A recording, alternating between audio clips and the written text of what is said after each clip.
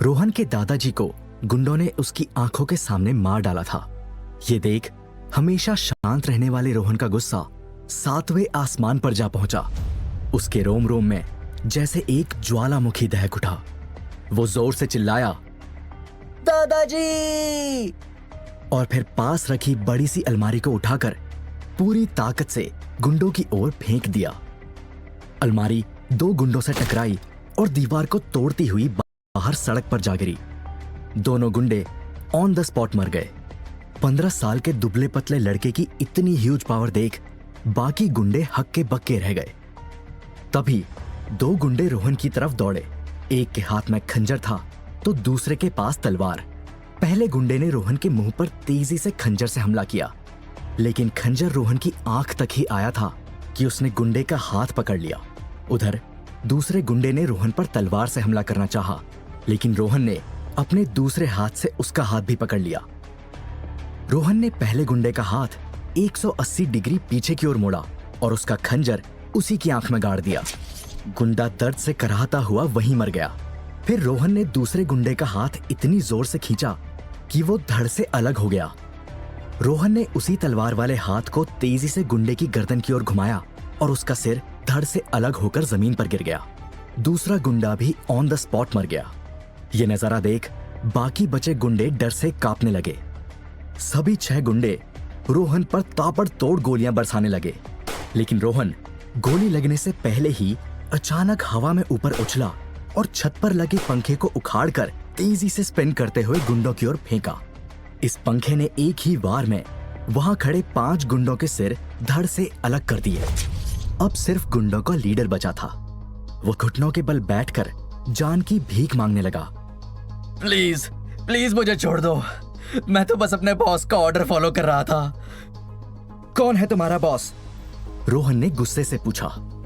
गुंडा बोला, हम में से किसी ने उसे आज तक नहीं देखा है। बस फोन पर ऑर्डर आते हैं और अकाउंट में पैसा। लेकिन हाँ, इतना पता है कि कोई आहूजा है जो सिंगापुर में रहता है। सिंगापुर। प्लीज मुझे जाने दो। गुंडे ने फिर हाथ जोड़कर रहम की भीख मांगी। रोहन की नजर जमीन पर मरे पड़े अपने दादाजी पर गई और फिर गुस्से से उसने गुंडे के पेट पर इतनी जोर से पंच मारा कि उसके मुंह से ढेर सारा खून निकला और वो मर गया। कुछ देर बाद रोहन का गुस्सा शांत हुआ और वो दादाजी की लाश के पास बैठकर रोने लगा। दादाजी, आप मुझे छोड़कर क्यों चले गए? अब मैं क्या करूंगा? पूरी दुनिया में एक आप ही तो थे जो मेरा ख्याल रखते थे, मुझसे प्यार से बात करते थे। आपके बिना मेरा क्या अस्तित्व है? अब मेरे जीने का भी क्या मकसद है? इतना कहकर रोहन रोते रोते दादाजी की लाश के पास ही सो गया। अगली सुबह रोहन के घर के बाहर भीड़ लग गई। रोहन दादाजी की लाश के पास उदास होकर बैठा था। तभी लगभग 50 साल का एक मैरिड कपल रोते हुए अंदर आया। बाबूजी, बाबूजी, आप यूं अचानक कैसे चले गए? तुलसी नाम की महिला ने दादाजी के चरणों से लिपटकर कहा, हाँ बाबूजी, हम आपसे आखिरी बार मिल भी नहीं सके। मोहन नाम का शख्स रोते हुए बोला। तुलसी और मोहन दादाजी के वफादार नौकर हुआ करते थे, लेकिन दादाजी के बिजनेस लॉस के बाद उन्हें मजबूरी में दूसरे घर काम करने जाना पड़ा। लेकिन इसके बावजूद उनके दादाजी और रोहन से घर जैसे रिश्ते थे। रोहन बेटा, तुम ठीक हो ना? तुलसी ने रोहन के सिर पर हाथ रखते हुए कहा। रोहन ने कोई जवाब नहीं दिया। वो चुपचाप उदास होकर बैठा रहा। रोहन बेटा, तुम टेंशन मत लो, तुम्हारा ख्याल रखेंगे। मोहन ने रोहन को दिलासा देते हुए कहा। लेकिन इस पर भी रोहन ने कोई रिएक्ट नहीं किया। शाम को दादाजी का अंतिम संस्कार शुरू हुआ। रोहन दादाजी की चिता को आग लगाने आगे बढ़ा, लेकिन ऐसा करते हुए उसके हाथ कांप रहे थे। बेटा, तुम्हें यह करना ही होगा, मोहन ने रोहन के कांपते हुए हाथ को पकड़कर कहा। फाइनली रोहन ने दादाजी की चिता को आग लगा दी। कुछ दिन और बीत गए। दादाजी की मौत के बाद से रोहन ने अभी तक एक शब्द नहीं बोला था। वो बस गुमसुम और चुपचाप रहता था। दादाजी की 13वीं पर रोहन अपने कमरे में उदास बैठा था। उसके हाथ में दादाजी की तस्वीर थी जिसे वो बड़े प्यार से देख रहा था। तभी तुलसी खाने की थाली लेकर अंदर आई और रोहन के सिर को प्यार से सहलाते हुए बोली, बेटा, कब तक यूं ही उदास बैठे रहोगे? तुम ना किसी से कुछ बोल रहे हो और ना ही ठीक से खा पी रहे हो। चलो कुछ तो खा लो। रोहन ने इस बार भी कुछ रिएक्ट नहीं किया। वो बस दादाजी की तस्वीर को निहारते रहा। रोहन की यह हालत देख तुलसी को उस पर बहुत दया आई। वो उदास हो गई। फिर उसने आंख बंद कर कुछ सोचा और गहरी सांस लेते हुए बोली, रोहन बेटा, मुझे तुमसे कुछ जरूरी बात करनी है। आज मैं तुम्हें एक ऐसा राज बताने जा रही हूं जिससे तुम अब तक अनजान थे। तुम्हारे दादाजी इस दुनिया में नहीं हैं और किसी को तो तुम्हें सच्चाई बतानी ही होगी। दरअसल दादाजी को तुम एक आइलैंड पर मिले थे। क्या? आप ये क्या कह रही हैं? फाइनली रोहन ने इतने दिनों में पहली बार कुछ बोला। तुलसी ने रोहन का हाथ अपने हाथ पर रखा और कहा, हाँ रोहन, यही सच्चाई है। तुम जब 2 साल के थे तब दादाजी को एक आइलैंड पर मिले थे। तुम कौन हो, कहां से हो, तुम्हारे माँ बाप कौन हैं, हमें नहीं पता।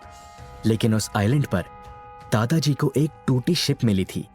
शायद तुम उसी से आए थे। शिप पर सिंगापुर लिखा हुआ था, तो शायद तुम्हारी जड़ें सिंगापुर से जुड़ी हैं। सिंगापुर? तो क्या मैं सिंगापुर से आया हूं? और मेरे मम्मी पापा, उनका क्या?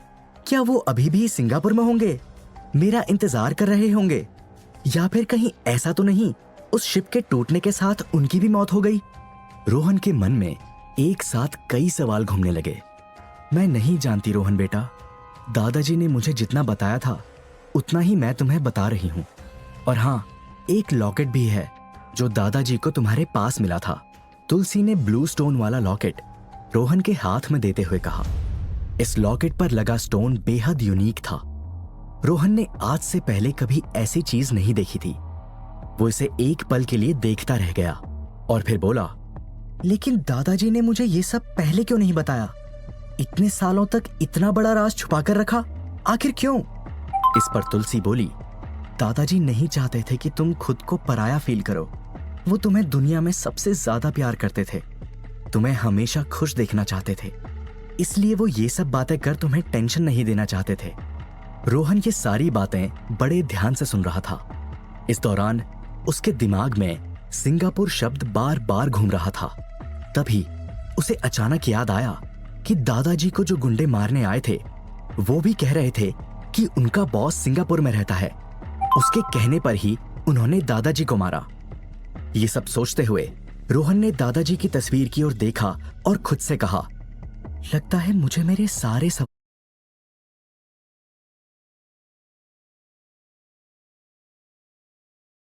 के जवाब सिंगापुर में ही मिलेंगे।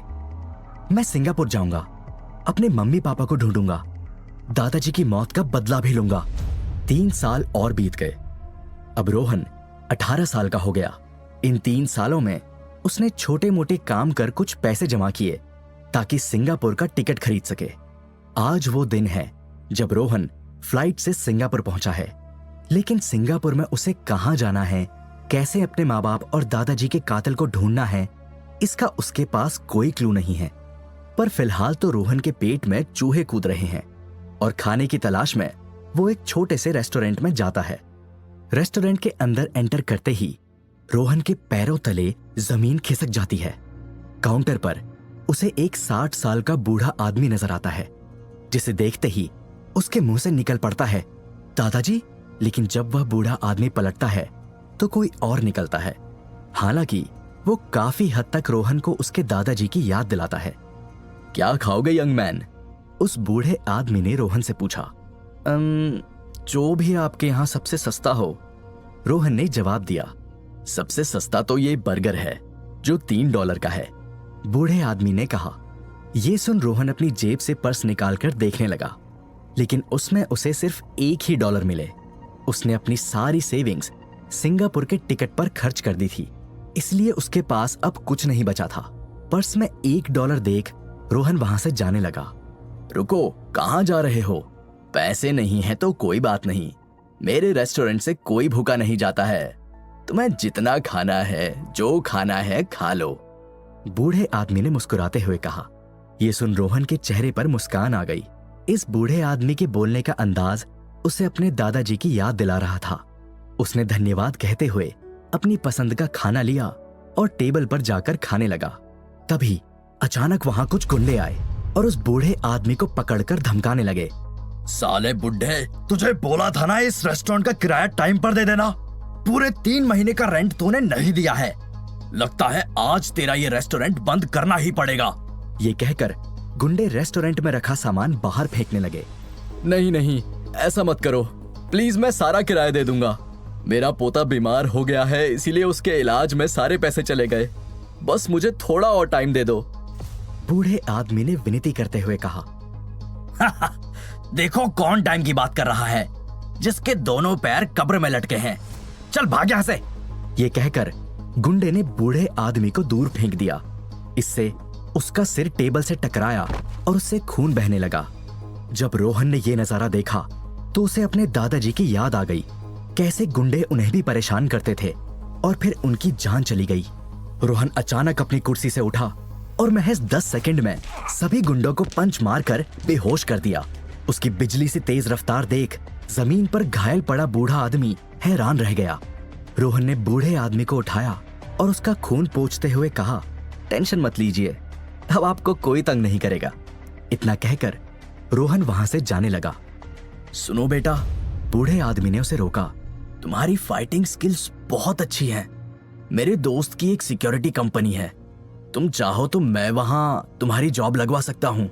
मैं जानता हूँ तुम्हारे पास पैसे नहीं हैं, शायद इसी बहाने तुम्हारा एहसान चुका सकूं।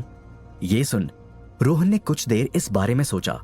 उसने इस जॉब ऑफर के लिए हाँ बोल दिया। अगले दिन से ही रोहन ने रॉयल प्रोटेक्टर्स नाम की सिक्योरिटी कंपनी ज्वाइन कर ली। यहाँ उसकी मेहनत और ताकत ने उसे कुछ ही महीनों में रॉयल प्रोटेक्टर्स का टॉप का बॉडीगार्ड बना दिया।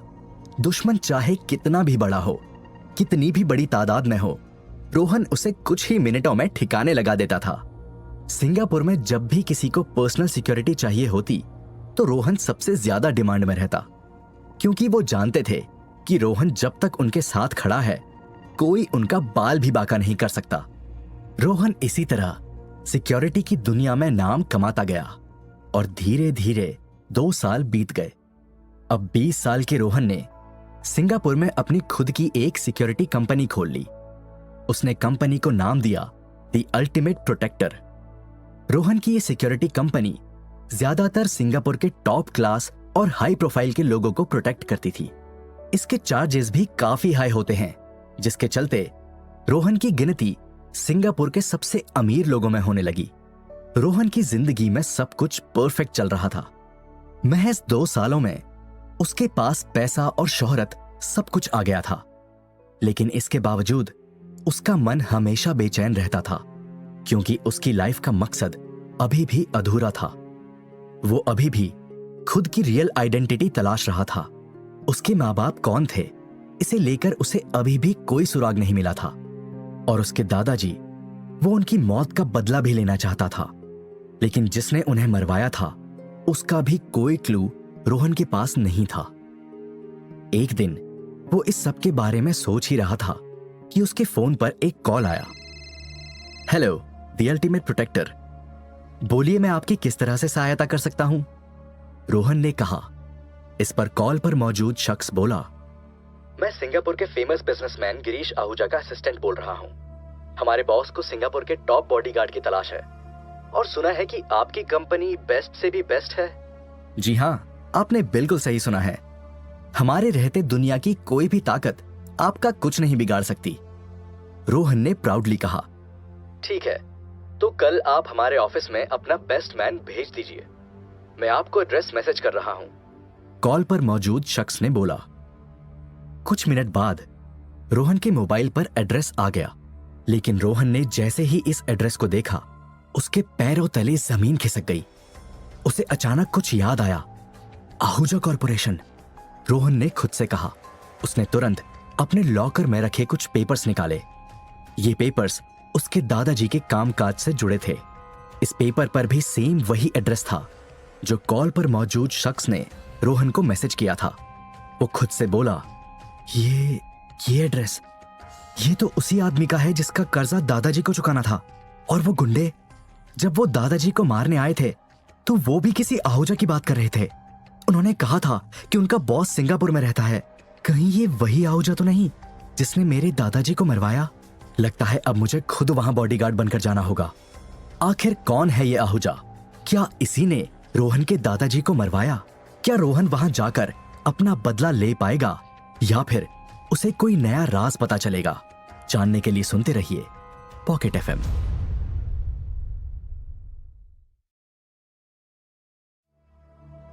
रोहन के